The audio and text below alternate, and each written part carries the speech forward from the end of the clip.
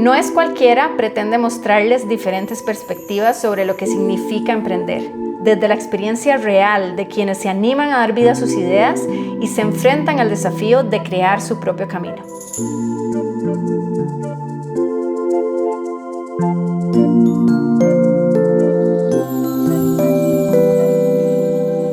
Ahora sí. ¿Listísimo?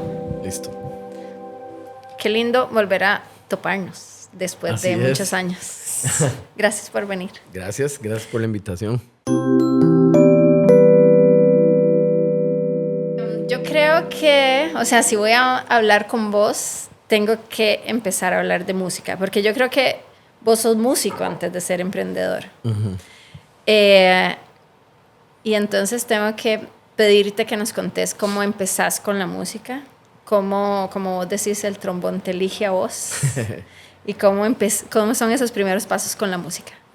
Bueno, si nos vamos muy atrás, mis primeros pasos con la música se dieron estando en la banda del colegio. Ok. Y yo tocaba tambor. Ok. Y eso fue como en 5º grado, más o menos. Y ya desde muy niño yo vivía la música con demasiada pasión porque me acuerdo como esta energía y esta efervescencia con la que tocaba el tambor. Y más adelante, ya estando como en 8º, la banda del colegio le hicieron una gran donación de instrumentos de vientos. Ok. Entonces yo quería tocar trompeta o sax. Ok. Y lo que me dijeron que había era tuba o trombón. Y yo, ay, madre, qué bostezo. Qué bostezo la tuba. Y el trombón era como, ni pensaba nunca en trombón, pero terminé escogiendo el trombón porque al menos era más pequeño que la tuba. Ok. Y entonces, el trombón era lo que quedaba y de repente empecé a tocar trombón y esto me hizo empezar en el mundo como de la lectura musical. Uh-huh. Y de tener disciplina, ¿no? Y de aplicarme todos los sábados a estar yendo a clases de trombón. Me acuerdo, y mi mamá me iba a dejar y a recoger. Y posteriormente, más o menos fue como en el 2000, creo, audicioné a la Sinfónica, uh-huh, al Instituto Nacional de Música, sin decirle a mi mamá ni nada. Y fui con varios compañeros de colegio. Y fuimos como una generación que nos fuimos así a audicionar y yo entré. Entonces de repente entré en el mundo de la sinfónica y de repente estaba estudiando música clásica y me sentía como con este montón de sueños y de satisfacciones que ya de muy niño la música me estaba generando, ¿verdad? Entonces definitivamente yo creo que yo estaba destinado a hacer eso y a meterme de lleno en la música y siempre y al día de hoy yo me considero una persona bastante curiosa, digamos, y la música definitivamente me abrió las puertas a ser más curioso todavía y a explorar, uh-huh, exacto. O sea, uh-huh, y eso se me tradujo ya no solo en el trombón, sino que, por ejemplo, un instrumento por el que se me conoce es por tocar caracoles. Okay, entonces los caracoles, lindo, por ejemplo, me abrieron todo un mundo y toda una paleta creativa también. Sí, sí. Y nada, esos más o menos fueron los inicios de la música. Estando yo, como desde mis primeros pasos se dieron así en ese contexto. Y también pasé, por ejemplo, por tener el grupo de ska adolescente. ¡Wow!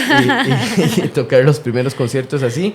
Hasta es interesante, ¿verdad? Porque ya ahora puedo ver como el paso del tiempo claramente y ver, digamos, por esos pequeños lugares por los que pasaste. Y esos planetas, digamos, por los que pasé a nivel musical que definitivamente siguen siendo parte de mí hoy, ¿no?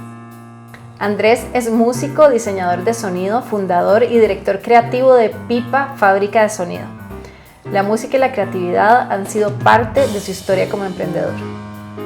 Andrés es director musical de Guachimán, es miembro del colectivo Infibit, es miembro de la banda panameña Señor Loop y del dúo Los Excavators, con el director musical de Saturday Night Live. Andrés nos habla sobre la evolución que experimentó a raíz de pandemia. Reta a los creadores a experimentar con el mundo físico para volverse más competitivos ante la inteligencia artificial. Y nos recuerda rodearnos de gente que nos haga más grandes. Voy a adelantarme para llevarte o para empezar a hablar de una aventura que me parece muy linda y es vos entendiéndote como músico, pero también explorando. Creo que explorar es una palabra que te va muy bien, de hecho, ahora que lo pienso, ¿sabes? Como, explorador. Exacto. Explorando los negocios, ¿sí? Explorando la música como negocio. Y creo, si no me equivoco, que tu primera experiencia, la primera vez que los negocios entran a tu mente y que empezás a ver que, oh, wow, se puede generar algún tipo de proyecto con la música, que no es solamente la parte de tocar música. Es cuando tenés una experiencia con un optativo, creo que era un curso de Music Business, si no me equivoco, en Puerto Rico. Entonces, si querés contarnos el contexto de cómo llegas ahí, qué significa ese primer paso hacia, oh, wow, aquí puedo hacer un negocio con esto. Ok, eso fue muy interesante porque yo en todos estos años, justamente antes que conté que había estado estudiando música clásica, llegó un momento en que ya sentía que ya no conectaba más con el mundo de la música clásica y me llamaba muchísimo más el mundo de la música popular, ¿no? O sea, llegó un momento en que ya yo no me veía como que decía, es que yo no me imagino ya profesionalmente estar todo el tiempo música tocando clásica frente a alguien, ¿verdad? Sí. Como que dije, tengo que hacer más cosas. Y entonces, en esa búsqueda... ¿Ves que exploras mucho? En esa búsqueda, junto con varios amigos más, tuvimos un quinteto de jazz. Y ese quinteto de jazz nos abrió las puertas a posteriormente audicionar para el Conservatorio de Música de Puerto Rico. De hecho, fuimos, como decir, uno de los primeros grupos in-house, si no me equivoco, el primero. No sé si estoy equivocado, pero tal vez de los primeros grupos in-house del Centro Cultural Norteamericano. Y éramos como un quinteto de jazz. Y bueno, con este proyecto audicionamos... no fue ni siquiera una audición como tal. Vino el director de la carrera de jazz, nos escuchó y nos invitó a irnos para allá. O sea, dijo, vénganse para Puerto Rico. Y eso fue como, wow, ¿será que nos podríamos ir a Puerto Rico? ¿Y qué edad tenías ahí aproximadamente? Como 22, okay. 23, sí, como 22 sí, más o menos. Sí. Y entonces... pues se abrió como esta posibilidad. Era algo como que al mismo tiempo me resonó con que ya yo no quería estudiar música clásica. Bueno, sí. Fue toda una odisea lograrme ir a Puerto Rico. O sea, entre conseguir un sponsor, no tenía la plata. Había buscado un crédito en CONAPE, me acuerdo, para crédito estudiantil de CONAPE. Genial. Préstamo estudiante de CONAPE. O sea, fue todo un año de planificación para lograrme ir a Puerto Rico. Y bueno, efectivamente me fui en el 2008. Y estudié ese año, estando allá pude entrar a jazz y música afrocaribeña y además llevé trombón clásico porque el profesor de trombón clásico es una eminencia y entonces tenía mucho interés de ver cómo me iba probando el trombón clásico ahí. Bueno, entonces estaba metido entre el mundo de la música clásica con mi profesor y además... en el mundo del jazz y el afrocaribeño, sí. Pero mi profesor era el trombonista de Tego Calderón, por ejemplo. Oh, wow. Y había tocado con un montón de grupos de música urbana de Puerto Rico, y entonces esto me abrió la mente a otro nivel. Y en medio de esos dos mundos, digamos, entre el clásico y el jazz, justamente llego a esta materia que pude llevar, que fue Music Business, que efectivamente sí, era como una optativa, si no me equivoco. Pero lo loco de eso fue como que fue la primera vez que escuché a un profesor hablándome, digamos, de cómo concebirme yo a mí mismo como mi propia empresa, como músico. Entonces, esa fue como que me abrió un portillo, como, ok, yo me puedo entender siendo yo mismo, no el trombonista de. Y en ese tiempo yo solo pensaba en ser el trombonista de alguien, de algo, ¿verdad? Pero en este curso de Music Business, me acuerdo que el profesor se llamaba Randy Luna, pensamiento random. Nos hablaron como, o sea, en el curso nos hablaba de cómo se manejaba el negocio de la música, cómo, o sea, y hay miles de rutas, ¿no? Pero por lo menos este primer chip me quedó de ese curso, que fue entenderme a mí mismo, digamos, como mi propia empresa, digamos, cuando en ese tiempo apenas pensaba yo siendo... o me proyectaba a mí mismo siendo trombonista, ¿no? Con lo difícil que es ser un músico instrumentista, ¿verdad? Que definitivamente es toda una aventura. Y ese, digamos, fue el detonante de entenderme a mí desde otro lugar, diría yo, como músico y en mi espectro, digamos, artístico, ¿verdad? A después no tenerle miedo a entender cosas de finanzas o de por qué es importante pagar impuestos y ser ordenado con las cuentas. Todo este tipo de cosas, digamos, diría que me quedaron mucho de ese curso, digamos, que ya por lo menos fue como una semillita. Eso es lo que creo, que es como el gusanito que empezó Fue un todo. gusanito, definitivamente. Y a mí me gustaría que este episodio, de hecho, fuera, o es que esta conversación fuera inspiración para todas esas personas que desarrollan su talento de diferentes maneras, que son muy buenas haciendo algo, especialmente como todo el área artística, que les deje ese gusanito, ojalá, si no lo han tenido, de verse a sí mismos diferentes. Porque para entenderte vos como emprendedor es entenderte vos como músico primero, pero como vos no te quedaste solo en la música, y tampoco significa que te vas hacia lo comercial. Seguís siendo músico hasta el día de hoy. 100%, sí. Entonces me parece eso muy interesante. Quiero saltar ahora hacia lo que vos sos. Vos sos, y lo decimos en la presentación, diseñador de sonido. Entonces quiero entender cómo entender esto de diseñador de sonido y cómo llegas desde, ¿verdad? Hemos ido haciendo saltitos en la historia. ¿Cómo llegas de ser músico a diseñador de sonido, ¿verdad?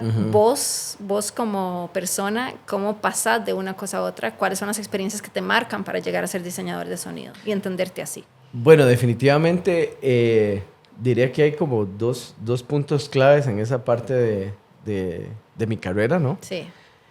Uno fue justamente antes de haberme ido a Puerto Rico, en esta época en la que estaba full metido en la música clásica, de la sinfónica y demás.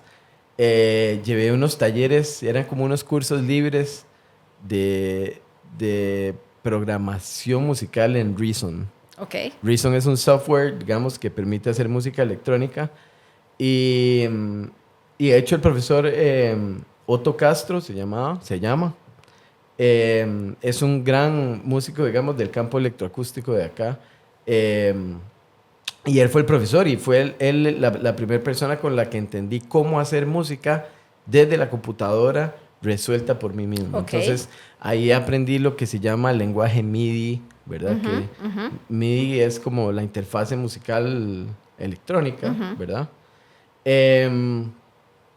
Entonces, o digital más bien. Y entonces, eso, digamos, me sirvió sin imaginarme no muchos, pero algunos años después, cuando me fui a Puerto Rico, después me tuve que regresar de Puerto Rico y demás, y después me fui a vivir un par de años estuve en Argentina, pero me había quedado siempre el gusanito de esto, de poder entender yo cómo hacer música en estudio, cómo grabar, sí, ¿verdad? Cómo programar MIDI. Y entonces me fui para Puerto Rico, después me fui para Argentina y regresé. Y entonces regresé nada más porque algo me llamaba a regresar. No sabía ni por qué me estaba regresando, porque tenía un trabajo, el trabajo que había soñado en mi adolescencia y en muchos años lo tenía, que era tocar con una banda profesional, vivir de tocar en una sola banda, estar viajando como loco, estar girando en tour bus, o sea, todo esto se me dio más bastante joven. Contá cuál banda. No Palidece, que es una banda de Argentina, de reggae. Y entonces, estando allá... Es como además lo que uno ve en las películas, como el sueño de todos los músicos. Estar en caravana. Exactamente, o sea, era como que en algún punto yo decía, wow, esto era lo que había soñado. Vivía en Buenos Aires y tenía mi apartamento en Buenos Aires y de repente era como, ok, estoy viviendo del trombón, ¿verdad? Sí. Y era increíble esa satisfacción y ese sueño cumplido. Sí. Pero después pasaron un par de años y empecé a sentir como la necesidad de querer yo tener mis cosas, de poder sentir que yo podía hacer mis propios proyectos. Sí. Y en Argentina pasaba tan ocupado, digamos, y pasábamos tanto tiempo tocando, grabando, de gira, que yo no tenía tiempo como de sentir que estaba continuando con algún grado de formación, por así decirlo, y me estaba haciendo un poco falta eso. Y entonces empecé a sentir como la necesidad de estar de vuelta en Costa Rica y sentir que otra vez yo podía tener mi grupo. La cuestión es que me regresé a Costa Rica, renuncié a No Palidece y el día después de regresar, que amanecí de vuelta en la casa de mis papás, tenía un ojo allá y otro allá, y yo, ¿qué hice? ¿Qué acabo de hacer? ¡Wow! O sea, y el shock de sentir que ya no había vuelta atrás, ¿me explico? Sí, o sea, que ya habías repente, renunciado y te habías... O sea, de repente mudado. un día amanecí, andaban un poco de hoteles y de repente un día amanecí de vuelta en la casa de tus papás, además. ¿Qué es esto? O sea, fue un shock, digamos, sin duda, entiendo. pero en menos de un mes como que las cosas se empiezan a alinear y yo siempre me reconozco, la verdad, la valentía que implicó de haber dejado todo esto, ¿verdad? Claro. O sea, y había dejado muchos amigos, gente que amaba con todo mi ser, digamos, que nada más un día dije, me tengo que regresar. Sí. Y estar acá de vuelta, ¿verdad? Seguiste tu intuición. Como seguir la intuición 100% y no tenía idea qué iba a pasar, pero algo me decía que yo tenía que estar acá. Que es muy emprendedor de tu parte todo lo que estás describiendo. Ajá. Y bueno, y en medio de esto que amanecí así, dije, ma, Sí. ¿qué estoy haciendo aquí? ¿Qué voy a hacer? Me veía tocando salsa y viendo a ver qué iba a hacer, ¿verdad? En ese tiempo ya además yo había renunciado a los grupos con los que yo tocaba acá, Sí, que era sí. Canto América, que era Son de Tiquicia, y era como, ya no tenía ni esos grupos, Sí, ¿verdad? Sí. Entonces, paralelamente en ese tiempo yo también había fundado mi banda que se llama Infibit con varios amigos, y Infibit ya por lo menos existía, entonces tenía como la necesidad Alguito. de regresar a eso, Claro, ¿no? Como claro, a claro. esa cuna, no sé cómo explicarlo. Sí. Pero bueno, en medio de que estaba en este proceso de acomodo, recibo una llamada de un amigo, Antonio Baker, un amigo súper queridísimo, y me dice que él estaba trabajando como desarrollador en una agencia pionera en ese momento en videojuegos. Y me preguntó si yo tenía un demo de mi música. Y mi demo eran los ejercicios que había hecho tiempo antes en el curso este de música electrónica que había llevado. Y un poquito ejercicios que había hecho como por ahí de programar música en compu. Sí. Y yo llegué y di mi disco, entregué un CD Sí. con música hecha en computadora, ¿verdad? Y de repente me dijeron, ok, el trabajo es suyo. Y yo, ok. Y no tenía la más mínima idea de qué era ser diseñador de sonido. En ese momento mi mundo era ser trombonista. Y de repente me estaba viendo en este mundo corporate, en verdad, que había una project manager, que había que conectarse a apps para traquear el avance de los proyectos. Sí, y era todo una esto. cosa diferentísima. Y era una cosa diferentísima, 100%, o sea, y además era un poco intimidante, digamos, Claro. porque yo venía en un mundo 100% del ensamble musical, Claro, y artístico, de que libre. naturalmente se pasa bien, no es una cosa tan de rendición Sí, de cuentas, ¿verdad? sí. Y entonces de repente, nada, me veo en el mundo corporativo trabajando en una empresa Sí. de videojuegos, y el primer task que me sale era un videojuego que había que hacer, recrear las aventuras de un buzo, que tenía que hacer aventuras submarinas y detonar bombas y cosas. Y fue como, ok, tienes que hacerle el diseño de sonido es más, ni siquiera me hablaron del diseño de sonido, hay que meter los efectos de sonido Ok. al videojuego. Usted nos entrega el WAV o el MP3, ya ni me acuerdo. Yo no tenía nada de equipo, o sea, tenía un microfonillo ahí, Ay. nada, o sea, literalmente. Mi cuarto en ese tiempo en la casa de mis papás era un cuarto con muy buena acústica, muy Ok, seco. ok. Y entonces de repente fue como, ok, me dieron la lista de los sonidos que se ocupan. Ajá. Era como, ok, mae, ¿qué voy a hacer? Y de repente me vi en el cuarto lleno de palanganas con agua, recreando la respiración y el Wow. sonido del snorkel, Sí. o recreando, digamos, cómo eran los sonidos para cuando lograba una misión. Y de repente me vi componiendo música para eso. Y entrego los sonidos y fue como, ok, están buenísimos, ya los vamos a ver implementados. Y de repente estaba viendo las ollas de mi mamá sonando en un videojuego, ¡Qué ¿verdad? Y fue como, chiva! ¿qué es esta vara? Y entonces eso definitivamente me abrió una nueva puerta a nivel creativo, digamos, Sí. y fue muy chido poner la creatividad a trabajar Sí. en esto. O sea, como Sí. yo no habían tutoriales de YouTube de cómo hacer efectos de sonido en Claro. ese momento. ni la cantidad, digamos, de herramientas que hay ahora. O sea, de verdad fue súper intuitivo. Y entonces, bueno, este proceso siento que de alguna manera me abrió las puertas a entender, ok, puedo componer música en función de algo, puedo componer música y hacer efectos de sonido, y era algo totalmente nuevo para mí. Y no sé si me quiere hacer una pregunta, pero un poco ligado, ahí está un poco ligado mi paso hacia el feed. Sí. Que paralelamente, esto fue como en el año 2011, 2010. Genial, porque yo te iba a hablar del feed y te iba a decir de Alfredo, porque Alfredo es uno de los invitados también a estas conversaciones. Ah, bueno, genial. Bueno, Alfredo, digamos, tiene una gran relación en cómo terminé también en este campo, porque llegaron y me pidieron como, más es que ocupamos como la cortina para los invitados, la música como de bienvenida de los invitados para el feed. Y en ese tiempo me hablaban del feed y yo ni entendía cómo iba a ser el feed. Yo, qué loco, un festival de charlas. O sea, en ese tiempo me parecía súper loco. Alfredo, por ejemplo, había estado no hacía mucho tiempo en Trimarchi, en Argentina, y estaba súper inspirado de todo esto. Y ahí fue como donde nació la idea junto con Paco de crear el feed. Sí. Y entonces aparecen ellos y me dicen, más que ocupamos la música para el feed. El feed fue el primer festival internacional de diseño sí, que se hizo acá. Y entonces el diseño visto como un festival internacional de creatividad. Sí. Entonces que habían creativos en un montón de campos y así. Entonces fue como, bueno, ok, voy a hacer la música. Y hice la música para el feed. Yo espero nada más que haya gente escuchando o viéndonos, no sé. Que se acuerde de la música del feed, porque yo recuerdo estos empezaba sonidos. Pam, pam, pam, pam, pam, pam, pam, pam, era una musiquilla así que nació.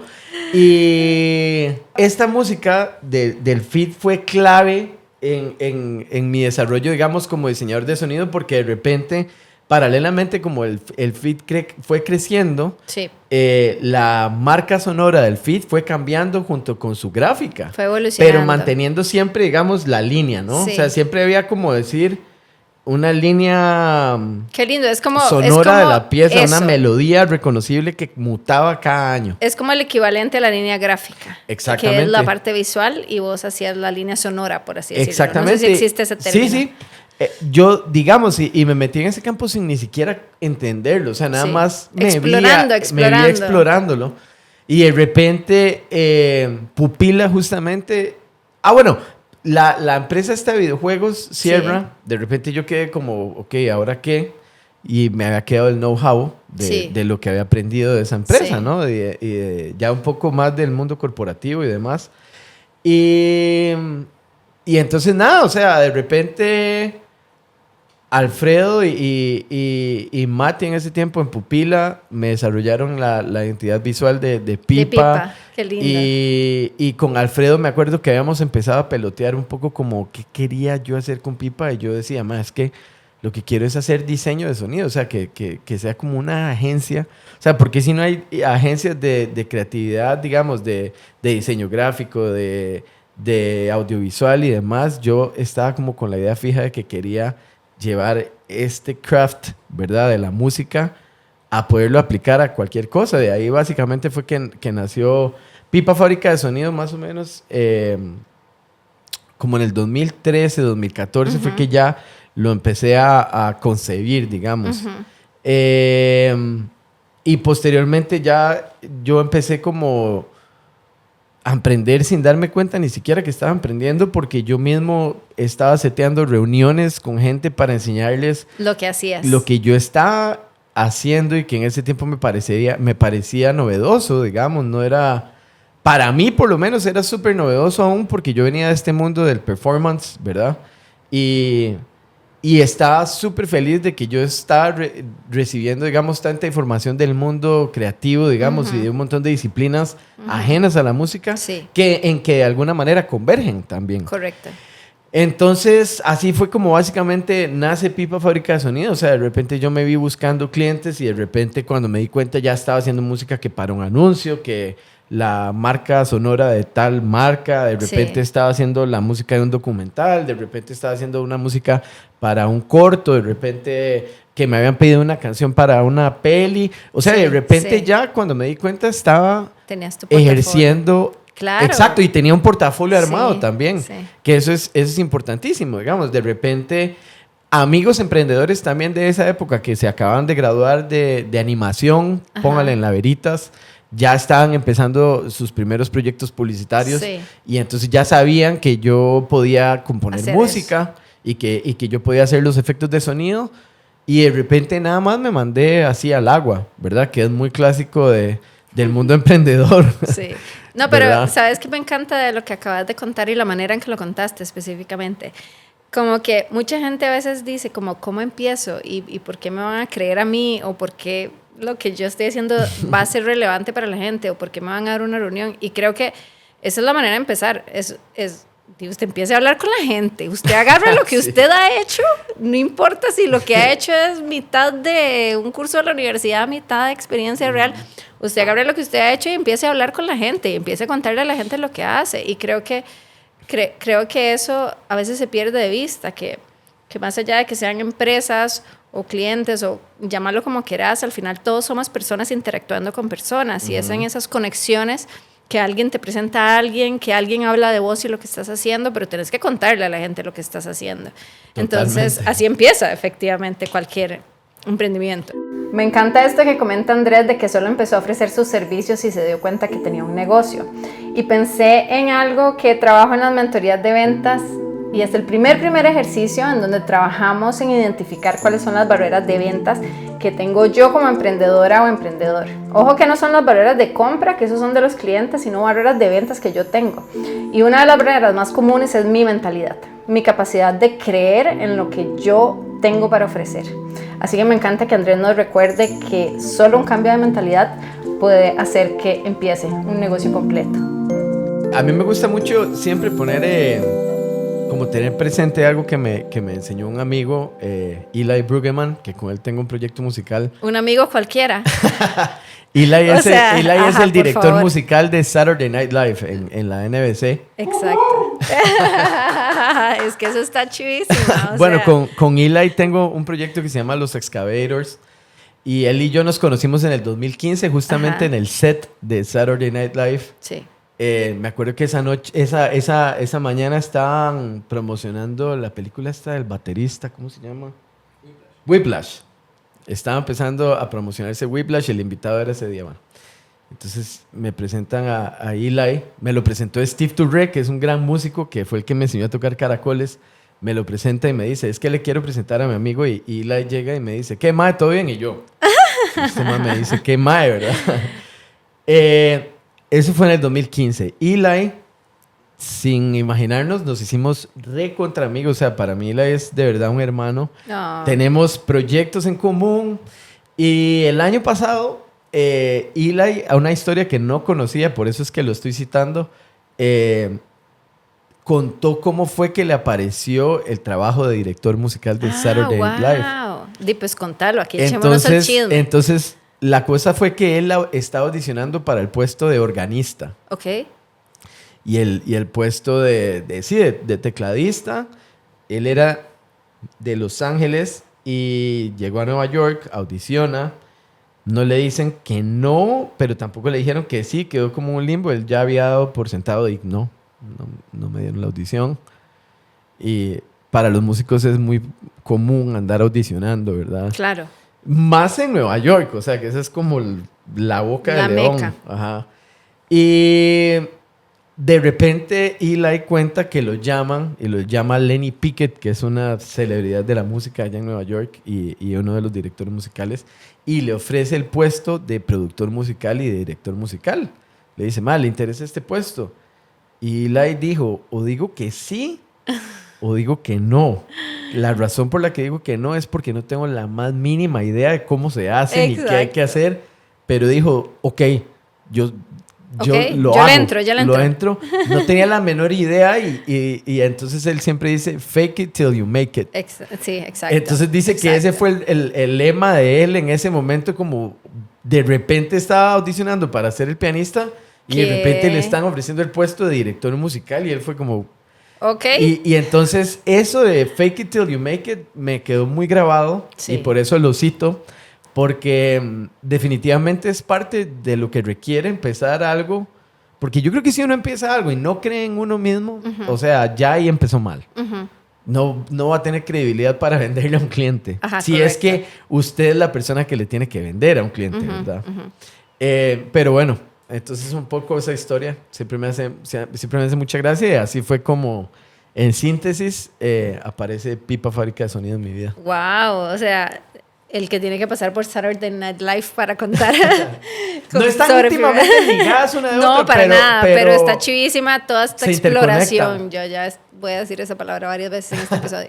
Ahora que dijiste esto de creérsela, nada más voy a como resaltar algo ahí. Y es que yo, cuando trabajo mentorías con emprendedores, siempre les digo esta sutileza que me parece que es muy relevante, que es entre... no venda algo para convencer a la otra persona, venda algo porque usted está convencido, convencida de lo que usted hace es de verdad la mejor solución. Y esa diferencia implica que tenés que creer vos y que tenés que tener claros los argumentos por los cuales lo que vos estás ofreciendo es de verdad la mejor opción, que no es fácil, pero sí es diferente llegar a tratar de convencerte que llegar a contarte porque yo estoy convencida. Proyectas otra credibilidad, digamos. 100%. Espera la segunda parte de esta entrevista en el siguiente episodio de No es Cualquiera.